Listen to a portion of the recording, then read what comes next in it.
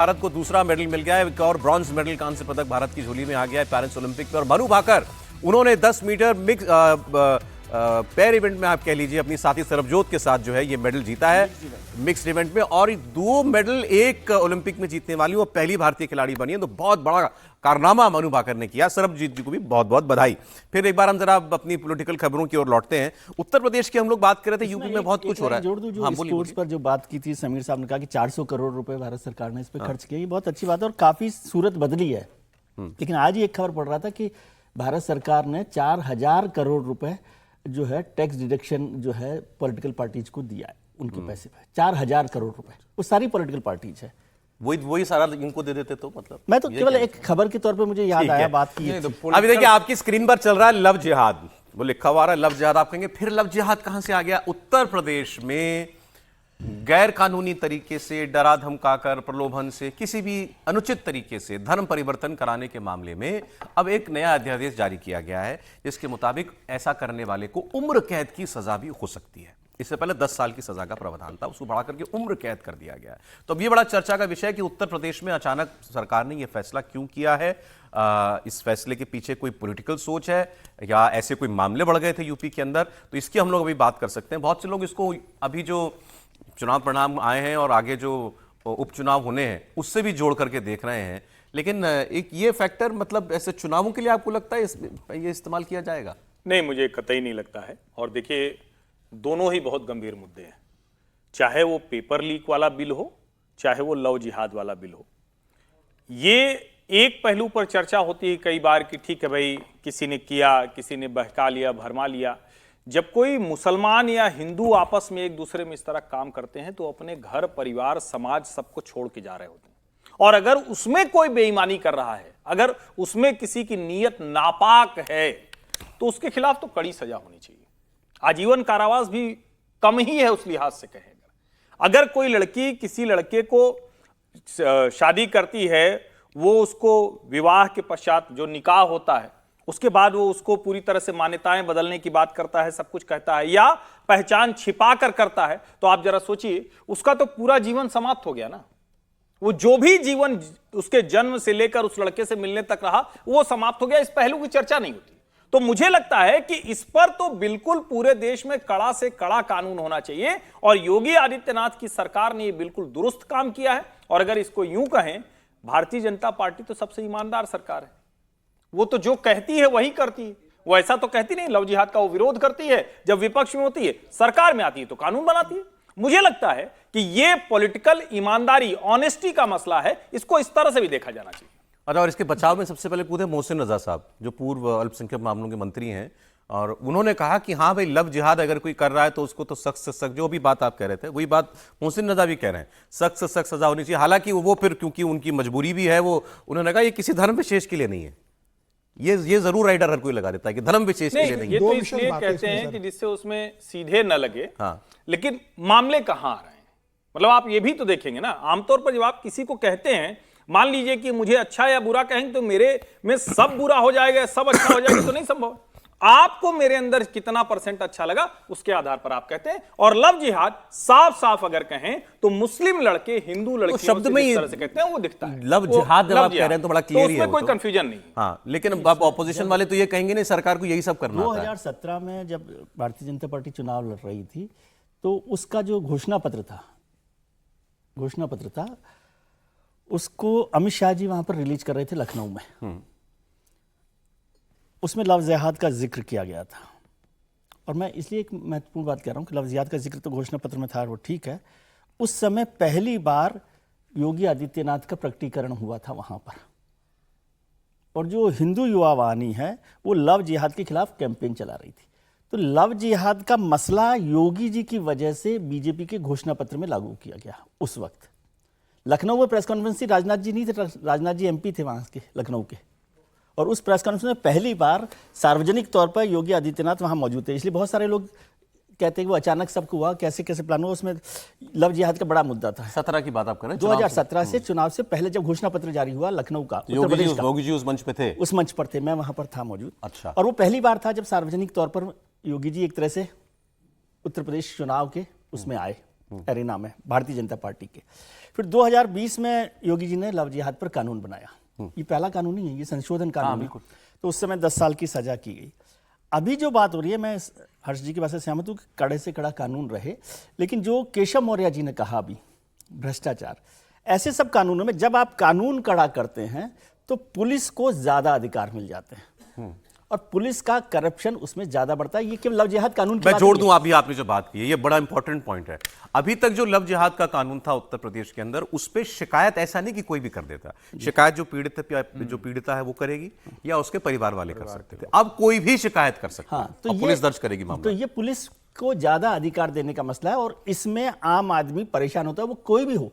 और केवल इसी में नहीं, जब भी कानून को जितना ज्यादा सख्त करता है, हमको लगता है अच्छा है, लेकिन वो कानून की दहलीज पर, वहां पर अदालत में पहुंचने पर तो सख्त होता है कि नहीं होता, उससे पहले उसको जो भोग रहा होता है उसके लिए बड़ी मुश्किलें पैदा करता है। तो सरकार को इस बात को ध्यान रखना चाहिए कि कानून सख्त बनाए, लेकिन पुलिस को उस तरह के अधिकार जरा सर एक सब, इसमें अखिलेश यादव बोल रहे हैं लोकसभा में, सुन लेते हैं।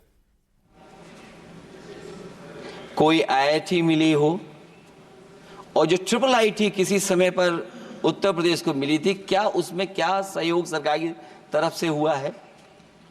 न केवल ये संस्थाएं बल्कि गवर्नमेंट जो एजुकेशन की इंस्टीट्यूशंस हैं वो सेंट्रल की तरफ से कौन सी नई आ गई? मेडिकल के क्षेत्र में कोई बड़ा संस्था आई हो? जो 2 एम्स आए हैं, मुझे याद है कि रायबरेली का एम्स भी समाजवादी सरकार में जमीन दी गई, उसके परिणाम है कि वहां एम्स बन गया। गोरखपुर में भी जो एम्स आया, समाजवादी सरकार थी, जमीन दी गई, तब एम्स आया। और जो एम्स आ भी गए हैं अगर वहां 2, क्या उनमें पर्याप्त इलाज मिल पा रहा है? केवल यही नहीं, मेक इन इंडिया सपना तो ये दिखाया गया था कि अगर प्राइवेटाइजेशन हो जाएगा तो नौकरियां मिल जाएंगी। कुछ हद तक तो बहुत सी चीजें प्राइवेटाइज हो गईं, लेकिन नौकरियां कम होती चली गईं।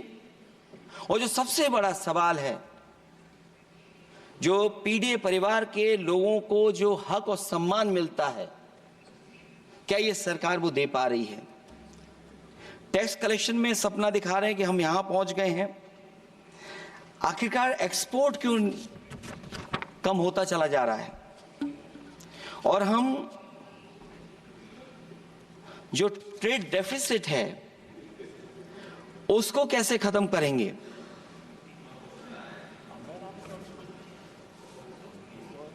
दस साल में अगर हम वहीं के वहीं खड़े हैं और कोई ऐसा कुछ न दिख रहा हो और परिणाम जो रिजल्ट आए हैं यूपी के, उसमें दिखाई दे रहा है कि आपने कितना काम किया है।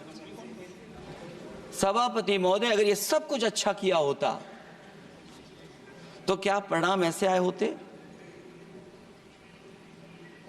जहां हारे ही नहीं हैं आप, सीटें ही कम नहीं हुई हैं। देश के प्रधानमंत्री जी भी वोट से हारे हैं, वोट से हारे हैं। जो कभी 5 लाख तक जीतना था जिन्हें, या 10 का टारगेट बनाया था, कितने से जीते?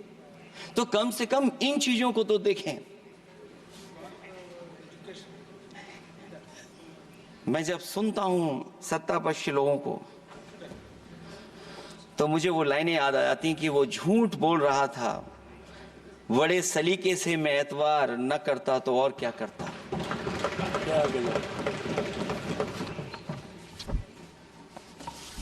मुझे याद है कि देश के प्रधानमंत्री जी ने जनकपुर में एक झंडा दिखाया था और उस बस में 35 लोग बैठ करके अयोध्या आए थे।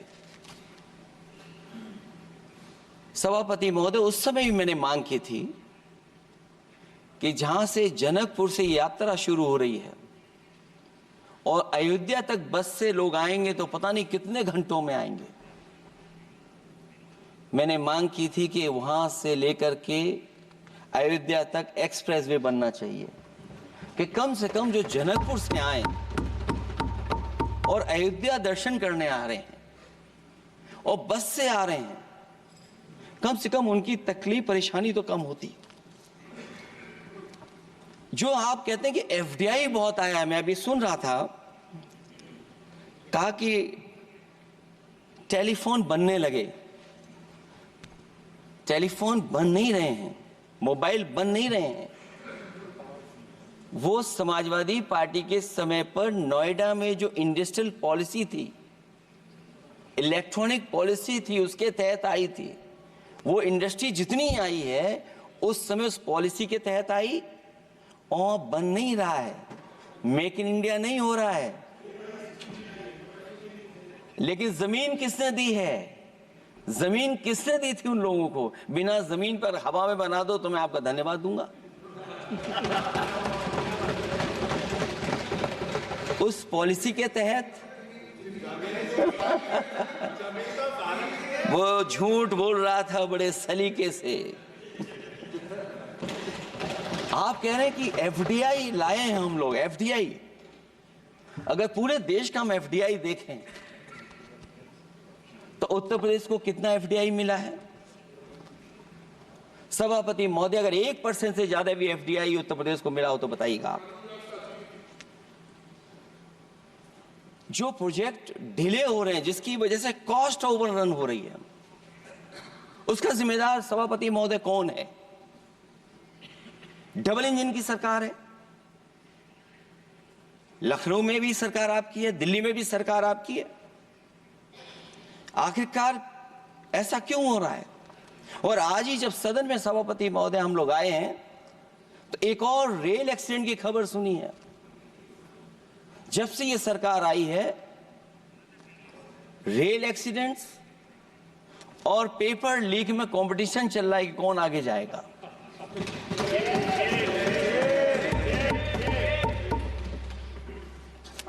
मैं तो अखबारों में पढ़ता था सभापति महोदय कि तोड़ फोड़ करके ये सरकार बनाते हैं। अभी एक सदस्य पिछली बार वो तोड़ फोड़ कर करके शायरी भी बनाने लगे हैं। जो प्रोजेक्ट और जिस प्रोजेक्ट के लिए प्रधानमंत्री जी एयरफोर्स का सबसे बड़ा हवाई जहाज हरकुलिस विमान लेकर के आए थे और वो सड़क पर उतरे थे, वो एक्सप्रेसवे पर उतरे थे। मैं समझता हूं सभापति महोदय, यहां जितने माननीय सदस्य हैं सब ने देखा होगा और सब ने निर्देश के अनुसार उस पर ट्वीट भी किया होगा। वो जो एक्सप्रेसवे अगर किसी ने बनाया था सभापति महोदय, जो डिजाइन, टेक्नोलॉजी का पार्ट, अलाइनमेंट, वो समाजवादियों की देन थी, वो आपकी देन नहीं थी। ये बात मैं इसलिए कह रहा हूं सभापति महोदय क्योंकि इस बजट में सरकार चलाने के लिए आपने पैकेज दिया है। हमें कोई नाराजगी नहीं है पैकेज देने की, आप पैकेज और दीजिए। लेकिन अगर आप बक्सर से भागलपुर एक्सप्रेसवे बना रहे हैं तो आप उत्तर प्रदेश की पूर्वांचल एक्सप्रेसवे को क्यों नहीं जोड़ रहे हैं? और मैं तो कहूंगा आपसे कि केवल अगर आप 25 किलोमीटर जोड़ देंगे, जहां पूर्वांचल एक्सप्रेसवे रुक गया था, केवल 25 किलोमीटर आप जोड़ देंगे तो दूसरे काम को अपना जो बनाते हैं, आप ये कह पाएंगे कि दिल्ली से लेकर के आपने भागलपुर तक एक्सप्रेसवे दिया है। हाँ जी, वो अभी से नहीं, बहुत पहले से बन रहा है। बहुत पहले से बन रहा है। मैं ये नहीं कहना चाहता कि क्या दिया आपने, मैं ये कहता हूं कि अगर आप बक्सर से भागलपुर एक्सप्रेसवे दे रहे हैं केवल बिहार के लोगों को खुश करने के लिए, मैं उससे सहमत हूं कि आप बिहार की तरक्की के लिए एक्सप्रेसवे दें, लेकिन जो पखनपुरा, जो आखिरी गांव है जहां पर छूट गया है, वहां से आप क्यों नहीं जोड़ रहे हैं? और हमारे स्टेट के लिए आप कोई नया एक्सप्रेसवे क्यों नहीं दे रहे हैं? आप हमारे लिए क्यों नहीं दे रहे हैं एक नया एक्सप्रेसवे? आप अभी बजट पर चर्चा में भाग ले रहे हैं अखिलेश यादव। बहुत कुछ बोले वो यूपी को क्या मिला, एम्स दिया तो हमने जमीन दी थी, एम्स बना भी दिया तो उसमें कौन आ गया, हमने एक्सप्रेसवे बनाया तो ऐसा बनाया, हमने हरकुलिस जहाज उतार दिया, आपने बनाया तो गड्ढा हो गया, सब बातें। खैर वो कह रहे थे एक पॉलिटिकल बात जो उन्होंने कही, मुझे तो वो बात अवधेश जी सबसे ज्यादा मजेदार लगी। इस सरकार के चेहरे पर खुशी नहीं है, वो ये कह रहे हैं। जाहिर है विपक्ष के नेता हैं तो थोड़ा सा व्यंग करेंगे। मैं तो ये कहूंगा कि कल के राहुल गांधी के भाषण और आज के अखिलेश यादव के भाषण को देखिए तो दोनों में एक फंडामेंटल चेंज दिखाई देगा।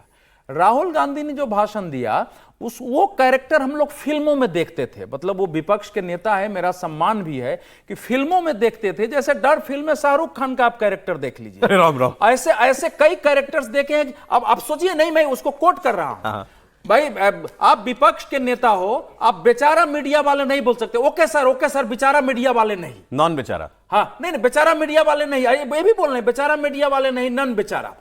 तो अब क्या है, लेकिन कम से कम अखिलेश यादव एक फैक्चुअल सिचुएशन सामने रखते हुए जो विपक्ष के नेता का होता है उस प्रकार से भाषण दे रहे हैं। राहुल गांधी का भाषण, क्योंकि आज उस पर दोनों को मिला के चर्चा करिए, क्योंकि ये लोकसभा में विपक्ष के बीच सेकंड पार्टी है ये। मुझे तो हैरत होती है कि समाजवादी पार्टी की बदौलत राहुल गांधी रायबरेली से जीत किया है, लेकिन ऐसा लगता है कि समाजवादी पार्टी ने कांग्रेस के सामने सरेंडर कर दिया हो। एकदम लगता ही नहीं है, जब बोल रहे हैं तो लग रहा है। अब कल की मैं कुछ फैक्ट्स आपके सामने नहीं गया है, मैं सोच रहा था मुझे अवसर मिले, लेकिन फैक्ट से राहुल गांधी का मुकाबला नहीं। फैक्ट नंबर 1, राहुल गांधी ने जिन किसान नेताओं से मुलाकात की वो सारे किसान नेताओं जट सिख थे, उसमें कोई पिछड़ा नहीं, कोई दलित नहीं।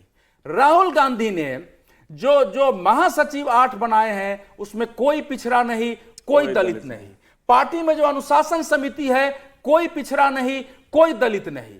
कल वो भी तस्वीर आई है कि जो भलुआ खा रहे हैं पी चिदम्बरम के साथ, वो सब भी उसमें से भी एक पिछड़े और दलित नहीं है। साथ ही साथ ये आया है कि जो निर्मला सीतारमण के साथ जो आईएएस अफसर सब खड़े थे वो सब राजीव गांधी के समय अपॉइंट हुए थे, वहां से बन के आए थे। नहीं, और उसमें तो जो मुस्लिम अधिकारी थे उनको जानबूझकर काट दिया जब फोटो में डाला कांग्रेस सोशल उन्होंने, मीडिया। लेकिन बोला कि एक मुस्लिम ये भी बताना बोला था। तो ये जो वो बाकी चीजें चारों तरफ जिस ढंग से वो प्रदर्शित कर रहे हैं, और स्वयं एक आदमी अपने प्रेस कॉन्फ्रेंस में कहता है कि पत्रकार को कि आप भाजपा का बैच लगा लो, ये बीजेपी का क्वेश्चन है। वो अपमानित करता हो, बाहर जाके पत्रकारों के अधिकार के लिए लड़ाई लड़ता हो। लेकिन सवाल यह है कि क्या राहुल गांधी का मुकाबला तथ्य, सत्य और तर्क से किया जा सकता है? मेरा मानना है कि नहीं किया जा सकता है।